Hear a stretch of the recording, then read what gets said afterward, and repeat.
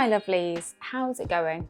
So I have seen so many other YouTubers doing this and it just looks like so much fun. I thought, why not jump on the bandwagon and try it myself? And that is customizing Mariah Elizabeth plushies. Now, I have to admit that I haven't worked with fabric or fabric paint that much, or at all, actually. So what could possibly go wrong apart from destroying some really nice plushies? Let's start with this one. Are you ready? It is, let's try that again. It is Eustace. I love Eustace. He is actually my favorite of all of them. And I already have Eustace. Let's see who we've got next. Ta-da! It's Cupie. And again, I already have Cupie on the shelf. Weirdly, between me and my daughter, we've actually had these ones 3 times and we haven't had any of the rest. But I'm actually really glad that I got these guys because if I'd have got one that I didn't have already, I'd be wanting to put it on the shelf. So at least I won't mind changing these guys. And if it goes wrong, I've got plenty of spares. Now, I wasn't sure how I wanted to customize these. So I put up a poll for you guys to vote. The options were fantasy creatures, seasons, aliens/monsters, and holidays. I'm not really sure why I put fantasy creatures. I kind of meant mythical creatures. I don't know what the difference is between those two things. But anyway, let's see what you guys have voted for. Posts. Seasons was the second most popular, but the very clear winner is fantasy creatures. So grab yourself a cuppa and let's get customizing. Oh, I overspun.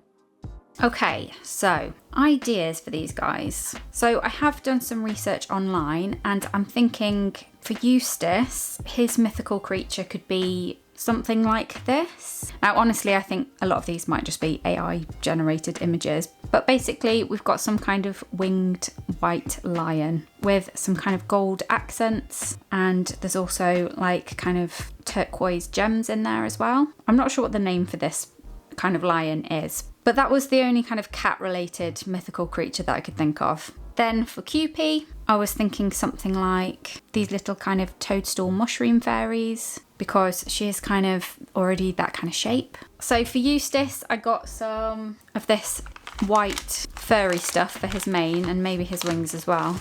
It was very shrink wrapped.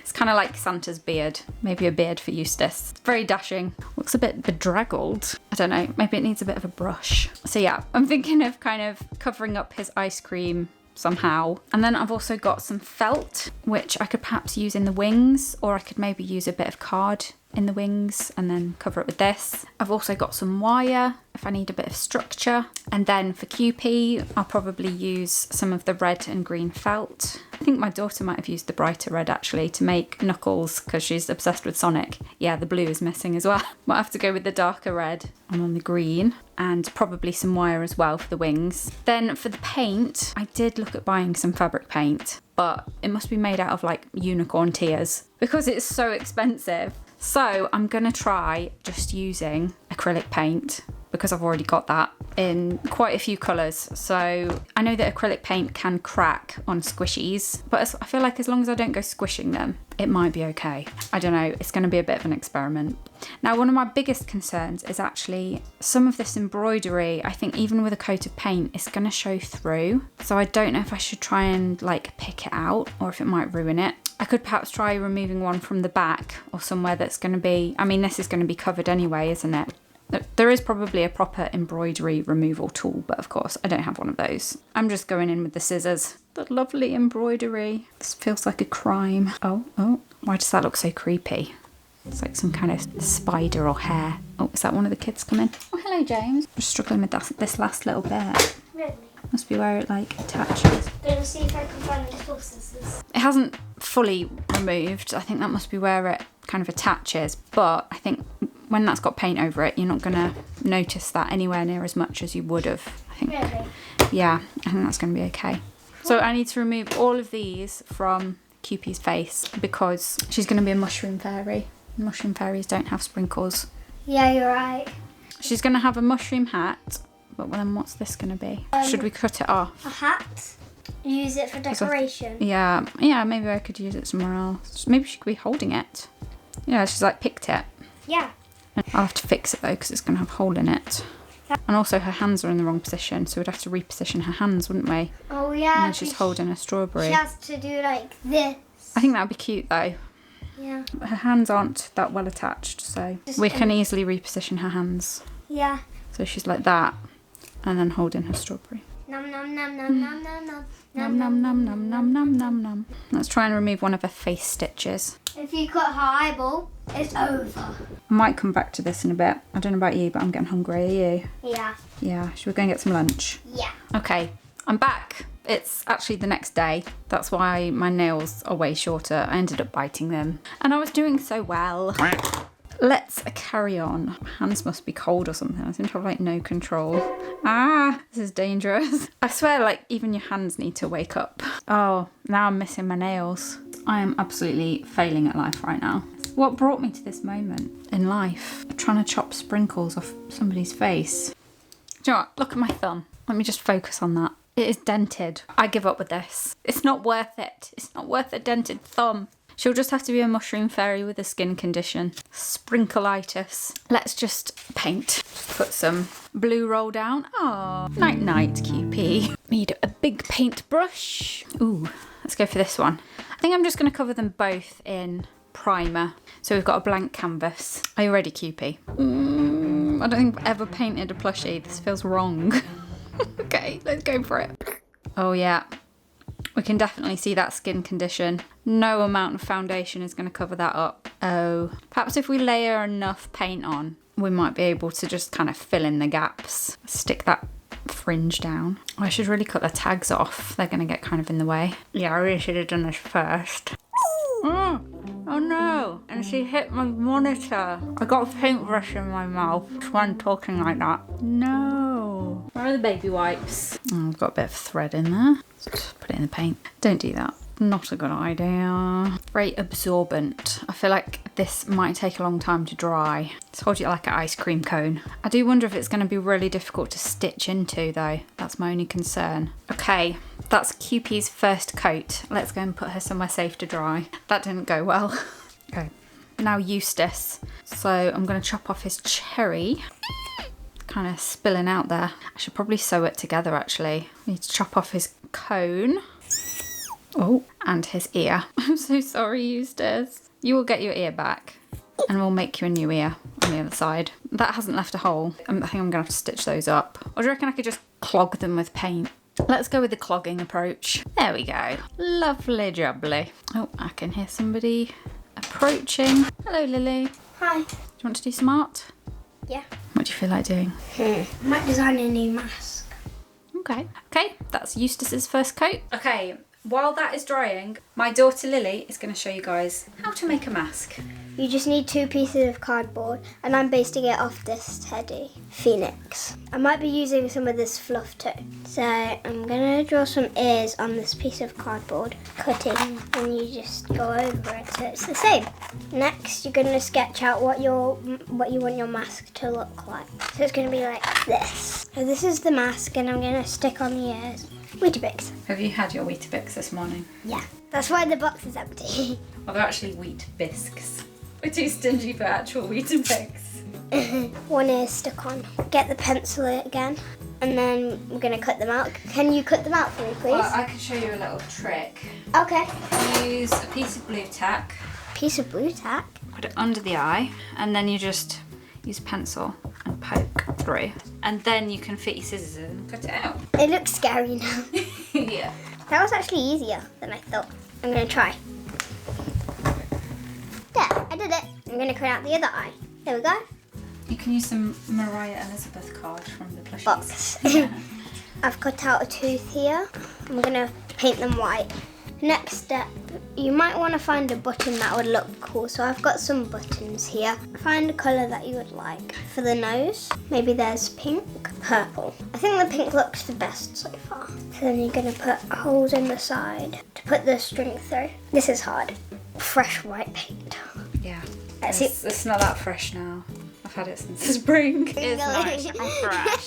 Not fresh paint. Satisfying. You don't need to paint the back of it though. Only you're going to see the wheat bisques. Wheat bisque. I'm going to smooth it all out now. Okay. And then we'll leave it to dry. Now it's dried, I'm just sticking some knit on the back right now so we can design our own eyes on it. You can still see through it. I'm going to use pink for inside the ears while I wait for that white to dry. And you fill it in. It's going to be like cross-eye. And I'm going to add shines in the eyes. Pink heart. I'm going to put glue on it and stick it on. You're going to brush it. That actually looks better. That's helped, hasn't it? Yeah. Okay. Whoa. Let's give it a wig. Actually kind of looks a bit cute though. I'm covered in fur. It's nearly done. Tie the knot and it's done. Bye. Okay, so it's the next day. These guys finally dried. I think I actually made it worse where I tried to remove the stitching. It's gone very crispy. Let's try sanding it. Okay, I think that has actually helped. She's very well exfoliated. Right, let's do the coat on the back and then I guess wait another day for them to dry. It's probably just this first coat is very absorbent. So after about 3 coats, these guys were finally primed and ready for a splash of colour. Let's start with Eustace. Starting off with some gold paint straight on top of his original embroidered features, as I still wanted him to be recognisable as Eustace. But why is the green paint in the background, I hear you cry? Eustace isn't going to be green, that's Cupie's paint. In reality, I kept switching between projects as paint was drying, but for the sake of storytelling, I've put all of the Eustace clips together. Okay, then it was on to some golden armour. Had I planned where to put it? No. I totally just winged it.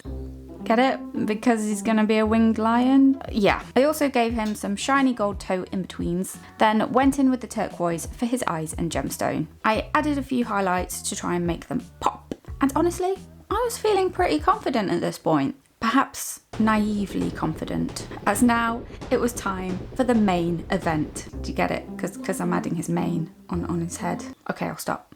Guys, what is that? This isn't looking good. The way the paint had dried, he kind of looked like a cross between a squishy and a figurine. So adding fluffy fur to that, yeah, looks weird. So I thought maybe something with a more similar finish might work better, so I tried using some leftover foam clay. But of course, it refused to stick, and there was nowhere near enough left in the pack anyway. So back to the fur I went. I tried positioning it so that it flowed backwards instead of sideways, which helped a tiny bit, and dug out my husband's glue gun, which, by the way, what a game changer. This is now mine. I think I might have found my true calling in life. I should have been a wig stylist, because this is looking luscious, if I do say so myself. Hang on a minute. This hairdo is looking kind of familiar. I have recreated Albert Einstein. I tried to trim it, I tried parting it differently, which helped a little bit, but he's kind of got 90s boy band bangs now. Maybe some ears will help. So I painted some felt and glued them on. Possibly a bit too close together, but the glue gun had spoken. I added the wings, and when I stepped back, I realised I'd basically created Albert Einstein in an Elvis suit. That was not the goal, but here we are. Moving swiftly on to Cupie. This paint sounds perfect. Pastel mushroom. So I lazily slapped it straight onto her face, because who has time to clean a palette? Although I did have to clean a palette in the end. I mean, you've already seen it, but this happened first, chronologically speaking. So yeah, I soon realised that I actually needlessly painted her body, but oh well, it's a little extra coverage for those sprinkles. For the top, I used a lovely forest green, which ended up drying basically black. So I mixed up a slightly brighter green. Then came the red mushroom hair, or hat, I'm not really sure. Thankfully, just one coat for that. Then I used some acrylic markers for her eyes, mouth, rosy cheeks, and for the white mushroom spots. At this point, I couldn't help but notice that she was giving major Mario character vibes. Hopefully the wings will sort that out. Then I decided to paint on her skirt to keep things simple. Now, her wings were a bit of a battle. I tried putting wire in them, but the Mod Podge wasn't having it. So I ditched the wire, squished everything together, and just hoped for the best. Eventually, they dried. I painted them white, and then sanded down the frayed edges. I was going to have her holding a berry, but her arms really weren't happy about being moved anymore. I should have perhaps positioned them before painting. But at the same time, I think that would have made painting them way more tricky too. So I just glued them right back where they originally started. Glued on the wings, and done.